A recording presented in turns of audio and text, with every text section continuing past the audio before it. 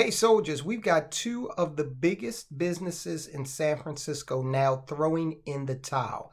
And you will not believe how hastily they are leaving. This is just unprecedented. All right.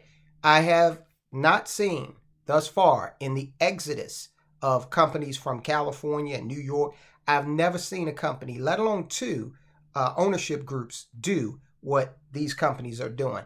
Now, look, let's just be fair and honest. The Democrats have become increasingly leftist to the point of communist. Okay, I'm not even going to call them socialist. They're freaking communist. They want to use socialism as a bridge to communism. They know that no one's going to buy, oh, I'm a Democratic communist. So it's a Democrat socialist, and then they bridge it over once they have power. And you're seeing exactly what they will do to this entire nation if they ever get the type of power that it looks like they may achieve, all right, here soon. It may be a case where the electorate is such that we may never see another Republican president again, okay? We'll see. We'll see what happens. Joe Biden said he's running again, all right? All right, so out in San Francisco, we've got two major hotel ownership groups that have said, we're not even going to wait for a buyer. Here, take your keys. You can pursue us for the money that we owe on the mortgages, whatever. We're out. We'll go over their statement in detail in a moment. But I want you to watch this news report directly from out there in San Francisco. A news release from Park Hotels and Resorts cited familiar reasons for surrendering the properties. The work from home model for one, and street conditions, among other things. An investment firm that owns two of San Francisco's major hotels announced it would surrender both properties to their bank. Park Hotels and Resorts stopped paying toward a $725 million non-recourse loan that was used to operate the Hilton San Francisco Union Square and Park 55 Hotel. The hotelier elaborated in a statement saying, now more than ever, we believe San Francisco's path to recovery remains clouded and elongated by major challenges, both old and new. Record high vacancy, concerns over street conditions, lower return to office than peer cities, and a weaker than expected citywide convention calendar through 2027 that will negatively impact businesses and leisure demand and will likely significantly reduce compression in the city for the foreseeable future. Jeff Belisario, executive director for the Bay Area Council Economic Institute, says this will affect future property rates and revenue for the city. We're looking at a revaluation of the city's commercial real estate broadly. So it does potentially allow for other uses, other companies to come back in and take that office space or that shopping space or that hotel space. Okay, so you see, all right, that one city manager is saying that, oh, these hotels are going to remain in business, blah, blah, blah. I don't know this person, so I could be totally wrong, but I am going to engage in conjecture. It's probably a career bureaucrat that, is not familiar with the fact that you actually need people to come into the hotel and stay. In order to get that, you need to have people that are comfortable, staying in your city, walking around. They said that the convention business in San Francisco has, just declined precipitously. And the reason for that, of course, is because people don't feel safe. And you don't want to be the head of a trade group like the National Association of Realtors, for example. And then you throw this convention out there in San Francisco. Every other headline is talking about how bad it is. And then somebody gets accosted or worse. Guess who's liable for that? In part, some attorneys are going to come knocking at the doors of the National Association of Realtors wanting redress. So that's why you find a lot of trade groups saying, I'm going to skip Baltimore. I'm going to skip California, certain California cities like San Francisco. I'm going to skip Baltimore, all right? I'm going to skip New York. I think I already mentioned Baltimore. But these areas where crime is rampant and you are more likely as the victim of a crime, especially if you retaliate and say, I'm not going to take this. I'm not going to let you rob me, okay? I'm not going to let you assault me. Believe it or not, in these blue cities, in these Democrat-run hellholes, cities, you've got a predilection by prosecutors and politicians to go after the victims. If the victims dare say, I ain't going to be a victim, I'm going to turn you into a victim, Mr. Perpetrator. Okay? So a lot of people don't want anything, reasonable people who just want to go about their lives, they don't want anything to do with this. In a moment, we're going to go over the full list of stores, businesses, big businesses. Okay? We're not counting the small businesses. The big businesses that have left San Francisco since 2020. Guys, go ahead, subscribe. Hit the subscribe button. It's tantamount to enlisting and becoming a soldier of finance. Let me know you enlisted in the comments, and I will salute you. Hit the thumbs up, guys. Do me that solid. You always do such a great job. Keep it up. All right, and check out that join button. We just put up some new content there. We are walking you through what you need to know to gain economic independence. So you don't have to be stuck in these cities if you don't want to. You can examine assets, get them working for you, get your money working for you, so that you can buy a little piece of paradise, some 3 or 4 acres somewhere in the middle of nowhere, okay? If you are so inclined. If you want to live in a city, if that's your bag, hey, more power to you. Just stay safe. All right, so we got these 2 big hotel groups, Hilton and Park 55. They ceased payments on hotel properties. They just said, to hell with it. I'm not paying for it. We're done. Nope, we're out.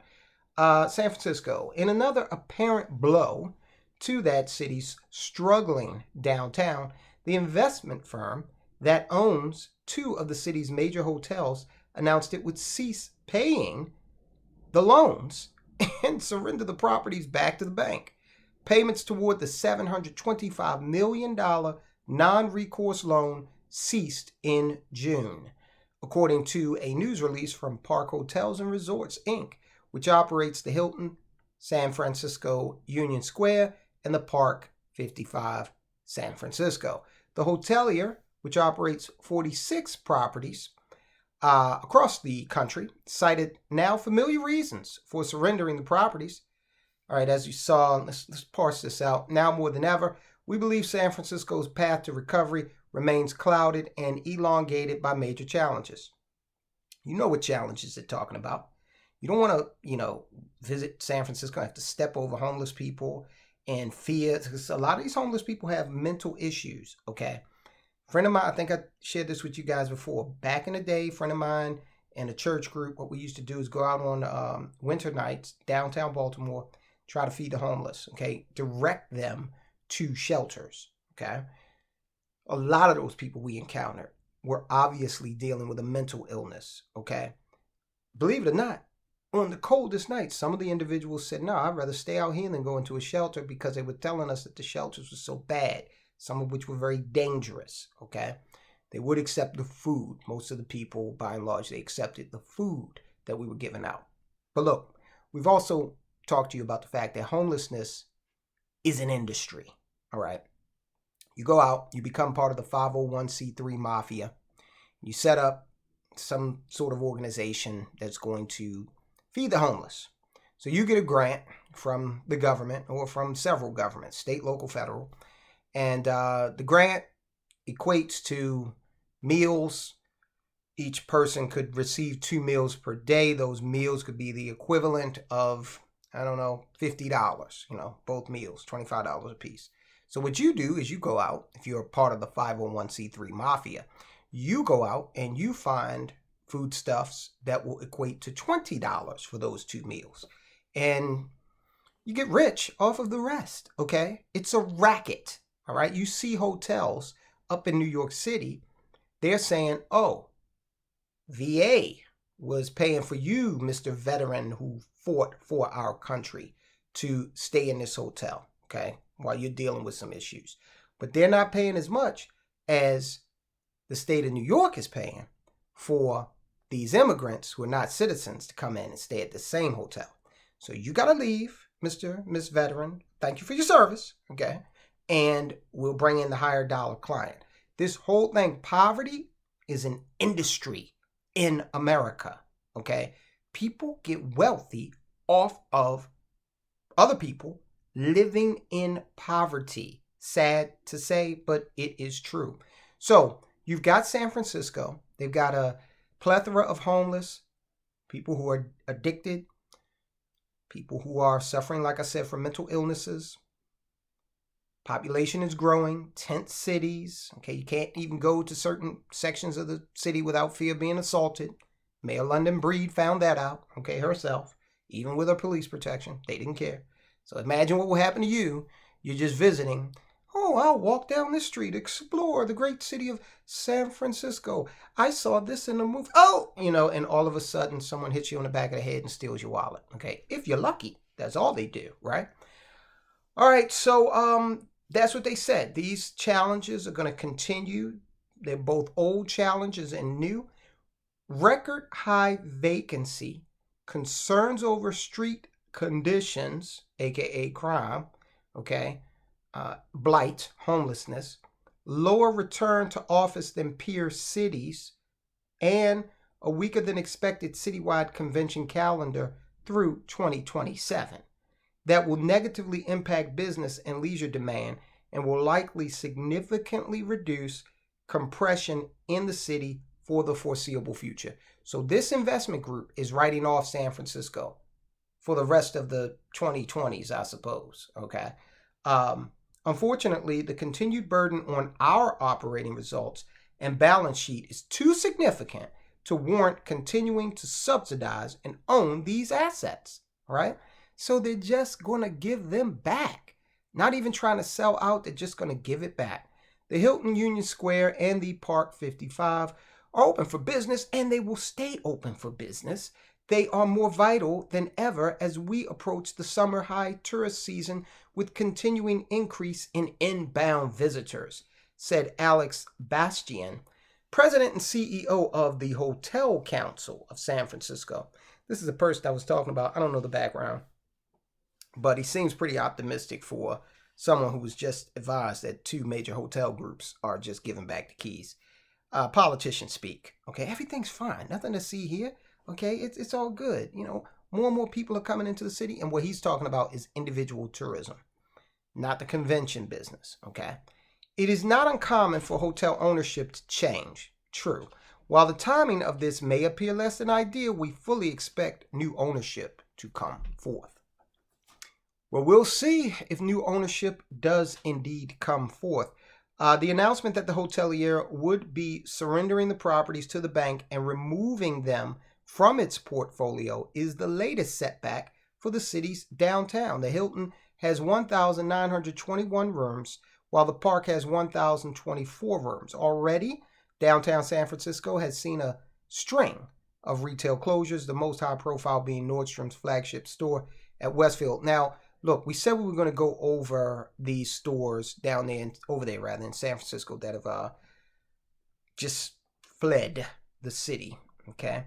Now, as I read to you these stores, please keep in mind, just keep bubbling in the back of your head, the jobs that were associated with the stores, the taxes that were going to the city, the businesses that these companies, these larger companies, supported, like the pizzeria where the employees would go and get, something to eat at lunchtime, okay? Maybe the dry cleaner where they would go and say, let me put my shirt in the dry cleaner, come back, pick it up next week. That sort of thing. Think about this, okay? Oh, we worked late tonight. Let's go over here to the bar and get a burger and some beers, right? All right, so that's going to be impacted. Keep that in mind as I read through these. Old Navy, Saks off 5th, Anthropologic, Amazon Go, Whole Foods, Office Depot, Nordstrom, Arc'teryx, The Real Deal, CB2, Banana Republic, Athleta, The Container Store, Crate and Barrel, Abercrombie and Fitch, DSW, Disney, Uniqlo, Marshalls, H&M, and Gap. All right.